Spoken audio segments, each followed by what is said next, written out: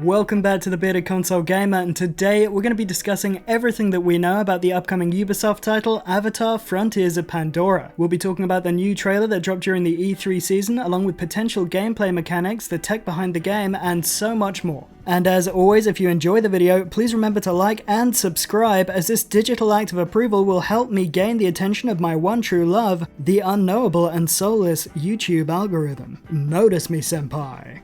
So first up, let's have a quick history lesson and a summary of what Avatar: Frontiers of Pandora actually is, because let's face it, this is not going to be on everybody's radar.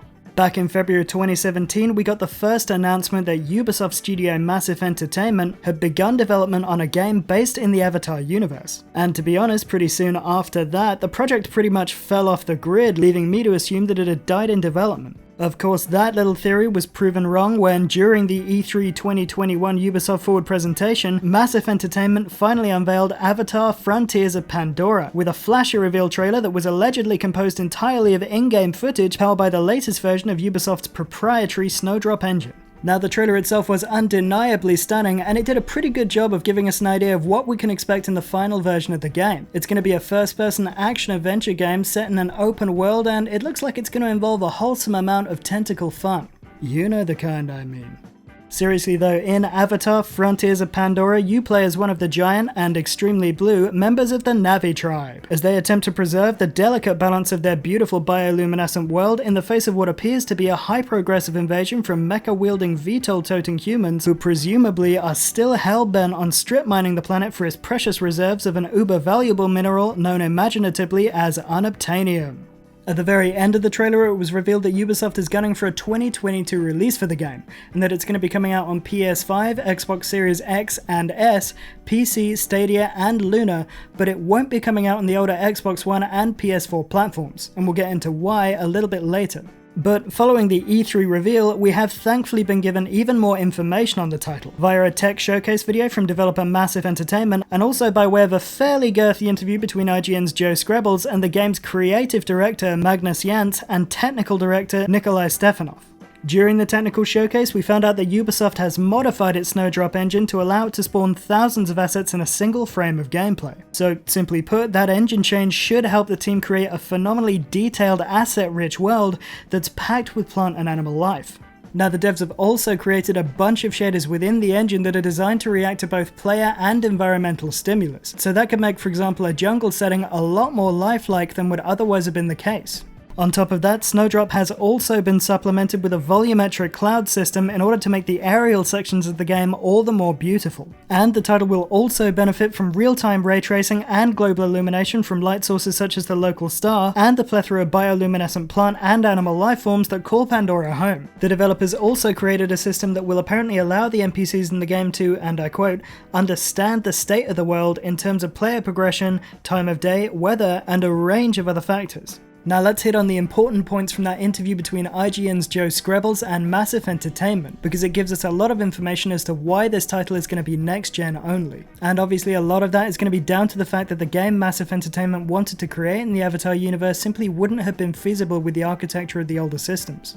In the IGN interview, Avatar: Frontiers of Pandora's creative director Magnus Jensen pointed to the new super-fast hard drives present in both the PS5 and Xbox Series consoles as one of the main reasons that Ubisoft wanted to go with the newer hardware when developing their world, stating, "It's not just the old 'I'm taking this slow walk as I enter into the place because we have to stream everything in.' It's little subtle things that people don't think about, which is how close together all the places are in the world. If you look at with the old hard drives, they had to be spaced out very far apart, because you had to stream out the old and stream in the new, so it just created a formulaic world.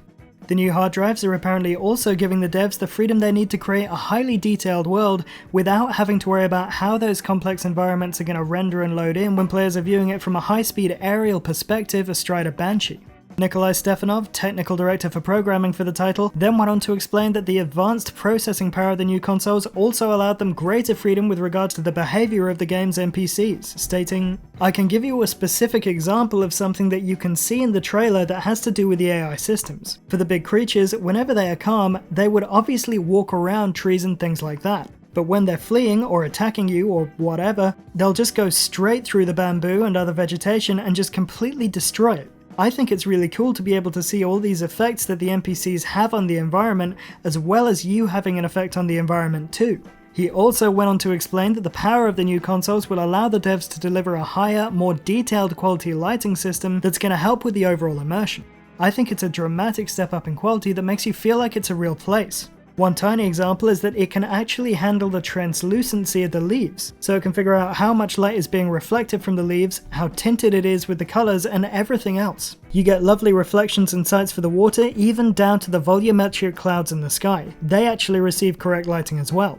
And all that sounds like the makings of a good game, and it's great to get these little insights regarding the development cycle and changes being made to the engine. But literally the only little nagging thing for me is that I'm just a little bit skeptical about any video game set in the Avatar universe. And stay with me because I know that that makes very little sense. I mean, Pandora is a gorgeous, fantastical setting with established factions and lore to build upon. But the whole project just feels strangely risky and weird to me. And that could simply be my Cyberpunk 2077 PTSD acting up after hearing the devs make promises as to how immersive and beautiful their game is going to be, or it could simply be my healthy skepticism of any video game movie spin-off. And continuing on that note, I feel like it would be surprisingly easy to screw up this game. I mean, Massive Entertainment has opted to set their project in a movie universe that set box office records in the billions and became the best-selling global release of all time when it released in cinemas back in 2010. And by the way, earlier this year, Avatar actually won that all-time top-selling global release title back from Avengers Endgame following its long-delayed release in China. And to date, it's grossed an impressive $2.8 billion in the box office. Anyway, my point is, masses of people know and love that world, and then there's more people like me who loved it at the time and have forgotten about it, but will certainly go back and re-watch it a couple of times before the game's release. Ubisoft needs to nail the exact tone and feel of Pandora as seen in the movie. And that isn't going to be easy to accomplish. But being fair, that does seem to be exactly what Massive Entertainment has done with the reveal trailer. Regardless, part of me wonders whether this game may have been better off being developed in exactly the same way, with exactly the same art themes and art styles, settings and mechanics, but just without the Na'vi and the Avatar label.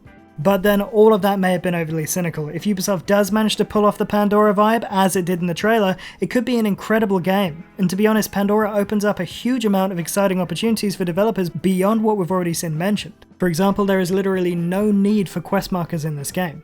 Instead, the developers could take the Ghost of Tsushima approach to game navigation by using environmental cues to show the player where to go. But instead of using colourful vortexes of swirling leaves, as was the case in Ghost of Tsushima, they could take environmental cues from the bioluminescence of nearby plants and animals. And beyond that, there is serious potential for a breathtakingly beautiful Skyrim-esque skybox here. We already know that Pandora is just one of 13 moons that orbits a gas giant known as Polyphemus. Throw in an aurora and some shimmering stars and we have the perfect ingredients for a stunning nighttime vista. I mean, if we're talking about gameplay mechanics and things they could do visually with the game, we could go on forever, but I might even make it a separate episode, so on that note, I'm going to leave it there for today. Let me know what you think about Avatar Frontiers of Pandora in the comments section below. What do you think of all the information that's been shared with us and the potential for the game moving forwards? And as always, if you enjoyed the video, please remember to like and subscribe and to hit that notifications bell to stay up to date with future content and news from around the video gaming world.